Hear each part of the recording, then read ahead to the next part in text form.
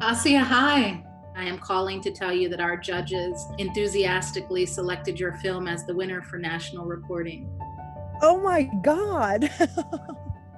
I'm Ken Auletta. I'm a judge of the National Livingston Awards, and I'm here to grant the award for national reporting to Assia Boundaoui's The Feeling of Being Watched. And as I watched, I was initially skeptical because she talked about her feelings, not facts. The journalistic cop in me was wary. And yet, as I continued to watch what she had done, I realized that feelings, in fact, did matter. The humanity she dared share told her story much more powerfully than a keep-your-distance reporter could. The Feeling of Being Watched is a personal, investigative documentary film that looks into decades of FBI surveillance in the Muslim American neighborhood where I grew up outside of Chicago.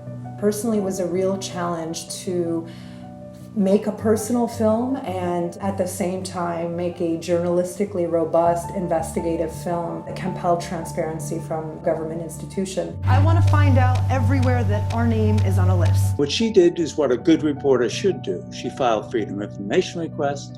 She asked tough questions of government officials who lied to her. That damn car is always parked right there. It didn't take long for us to realize that our production itself was under surveillance. The only thing that really made us feel safe in those moments was to document it, to keep our cameras rolling. That became a part of the story. I was really surprised and excited to get the call that we had won the Livingston Award. I feel very moved to have this affirmation, and it really encourages me to just keep going, doing this kind of work that I've been doing.